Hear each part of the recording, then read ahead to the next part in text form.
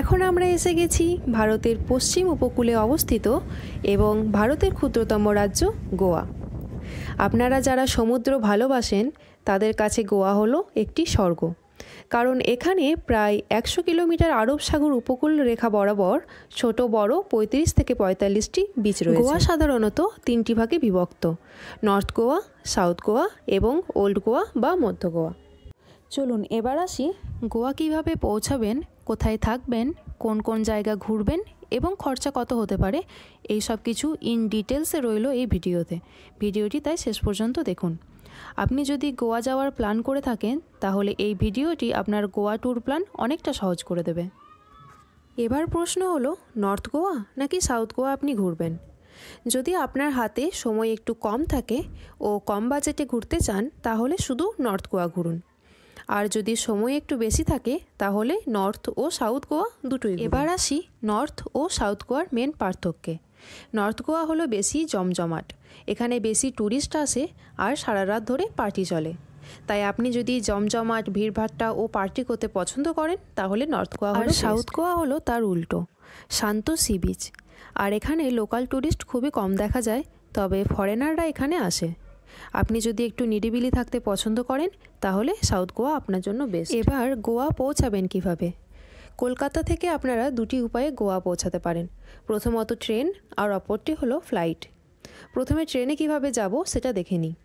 ট্রেনে যেতে গেলে শালিমার থেকে প্রতি সপ্তাহে সোম, মঙ্গল, বৃহস্পতি ও শনি এই 4 দিন রাত্রি 11:15 অমরাবতী এক্সপ্রেস পাবেন। ট্রেনটি সাঁতরাগাছি থেকেও ধরতে পারেন। ট্রেনটি সাঁতরাগাছি ঢোকে রাত্রি 11:30 এবং ছাড়ে 11:32।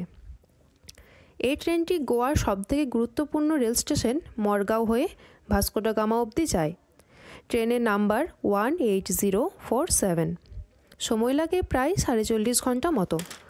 অর্থাৎ যেদিন রাত্রে আপনি চাপছেন সেটি প্রথম দিন ধরলে আপনারা মরগাঁও পৌঁছাচ্ছেন তৃতীয় দিন দুপুর 2:20 নাগাদ। আর যদি ফ্লাইটে যেতে চান কলকাতা বিমানবন্দর থেকে ননস্টপ ফ্লাইট পেয়ে যাবেন গোয়ার ডাবলিন এয়ারপোর্ট অবধি, যা প্রায় 2.25 ঘন্টা থেকে 3 ঘন্টা সময় নেয়। গোয়ার আরও একটি এয়ারপোর্ট আছে নর্থ গোয়া মনোহার, যেটি মোপা এয়ারপোর্ট নামেও পরিচিত।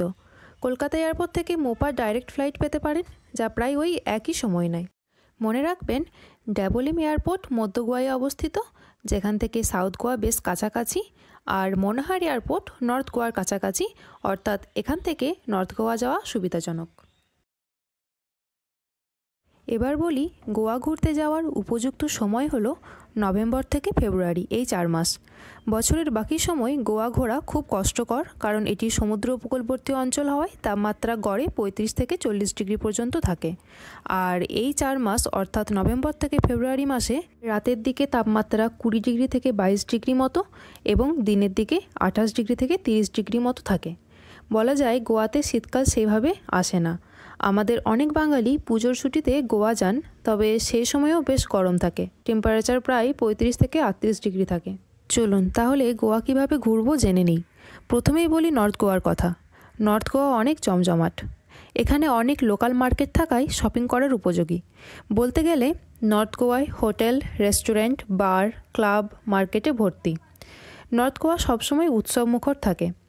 নর্থ গোয়ার পপুলার বিচগুলি হলো বাগা beach, কালানগুটে beach, Anjuna beach, কন্ডোলিম beach, বাগাল বিচ। এই আঞ্জুনা বিচ ছাড়া বাকি বিচগুলি একে অপরের সাথে কানেক্টেড এবং পায়ে হেঁটে এক বিচ থেকে অন্য বিচে অনায়াসে যাওয়া যায়। এখানে বাজেট অনুযায়ী 500-600 টাকায় ডাবল বেডরুম থেকে শুরু করে একটু হাই বাজেট লাক্সারি 5 স্টার হোটেলও পাওয়া যায়। আর খাবার নিয়ে তো ভাবতেই হবে না, যেদিকে তাকাবেন পছন্দ মতো প্রায় সব প্রকার খাবার পেয়ে যাবেন। এখানে সমুদ্র ছাড়া আর কি কি দেখবো চলুন দেখে নিই। প্রথমেই আসি চাপোরা ফোর্ট। এই ফোর্টের নাম শুনলেই মনে আসে আমির খানের দিল চাহতা হ্যায় মুভিটি, আর সেই বিখ্যাত ডায়লগ হামে হর সাল কমসে কম 1 হফতে কে লিয়ে গোয়া আনা চাইয়ে। গোয়ার সামুদ্রিক সৌন্দর্য উপভোগ করার এটি একটি আদর্শ জায়গা।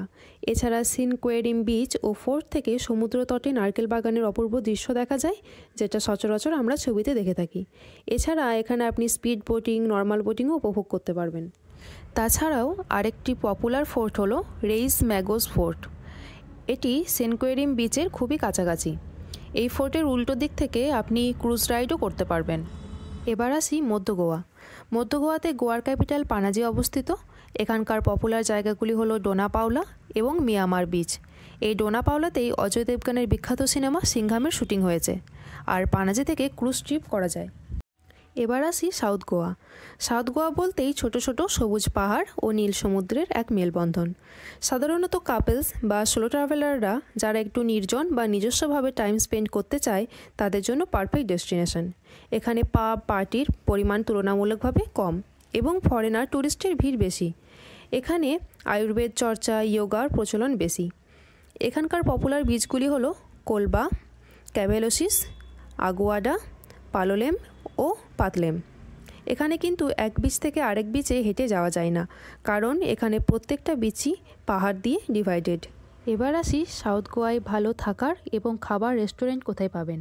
সাউথ গোয়াতে থাকার সবথেকে বেশি হোটেল এবং খাবার রেস্টুরেন্ট পেয়ে যাবেন পালোলেম বিচে। তবে থাকা ও খাওয়ার রেট নর্থ গোয়ার থেকে প্রায় 1.5 গুণ বেশি। পালোলেম বিচে বোট রাইড খুব পপুলার, কারণ বোট রাইড করে আপনি সমুদ্রে ডলফিন দেখতে পাবেন। এছাড়াও আপনি ওই একই বোটে দুটি বিচে যেতে পারবেন, যেগুলি স্থলপথে যাওয়ার কোনো মাধ্যম নেই। এই বিচ দুটি হলো বাটারফ্লাই বিচ ও হানিমুন বিচ। একটা জিনিস বলে রাখি, গোয়া ঘোরার মাধ্যমগুলি হলো personal auto booking, 4 wheeler booking এবং খুব পপুলার হলো 2 হুইলার বাইক ও স্কুটি, যা গোয়ার প্রতিটি গলিতে অ্যাভেলেবেল। স্কুটি রেন্ট করতে গেলে কি লাগে সেটা হলো আপনার আধার বা ভোটার কার্ডের একটি জেরক্স কপি এবং ড্রাইভিং লাইসেন্স বাধ্যতামূলক। তেল ছাড়া প্রায় 400 থেকে 500 টাকার বিনিময়ে একদিনের জন্য আপনি স্কুটি পেয়ে যাবেন। বাইক হলে রেন্ট 500 থেকে 1500 টাকা অনুযায়ী, বাইক অনুযায়ী ভ্যারি করে। মনে রাখবেন, একটি 2 হুইলারে মাত্র 2 জনই চড়তে পারবেন এবং হেলমেট বাইক রেন্টাল ডিলারের কাছ থেকেই পেয়ে যাবেন, কিন্তু এটা বাধ্যতামূলক। এবার বলি গোয়া ঘুরতে এলে কত খরচা হতে পারে। আপনারা যদি টোটাল 5 ডেজ 4 নাইটসের প্ল্যান করেন, যেমন নর্থ গোয়াতে 2 নাইটস, সাউথ গোয়ায় 2 নাইটস, টোটাল 4 নাইট এবং 5 ডেজের প্ল্যান করেন, তাহলে অ্যাপ্রক্সিমেটলি পার পারসন 9000 রুপিস করে পড়বে। তবে এটা কিন্তু যাতায়াতের খরচা বাদ দিয়ে। গোয়ার আরেকটি বিশেষ আকর্ষণ হলো খ্রিশ্চান চার্চ। ওল্ড গোয়ার পন্ডা এলাকার ইউনেস্কো হেরিটেজ সাইটে আপনারা প্রচুর পুরনো চার্চ দেখতে পাবেন, যেমন ব্যাসিলিকা অফ বম জেসাস। এটি সবচেয়ে দর্শনীয় খ্রিশ্চান চার্চ, যেটি 1605 সালে নির্মিত হয়েছে। আপনারা এই চার্চটি একবার ঘুরে দেখতে পারেন, তবে এই চার্চটি প্রত্যেক সপ্তাহে সোমবার বন্ধ থাকে। এছাড়াও বেশ কিছু খ্রিশ্চান গির্জা আছে, তার মধ্যে পপুলার হলো আসিসির সেন্ট ফ্রান্সিসের চার্চ। ফ্রেন্ডস, ফ্যামিলি, কাপল বা সোলো ট্রাভেলারের জন্য গোয়া একটি খুব সুন্দর ও মনোরম জায়গা। আপনারা একবার হলেও গোয়া ঘুরে আসতে পারেন। এর পরিবেশ ও মনোরম দৃশ্য আপনাদের ভালো লাগবে। ভিডিওটি ভালো লাগলে চ্যানেলটি সাবস্ক্রাইব করে দেবেন।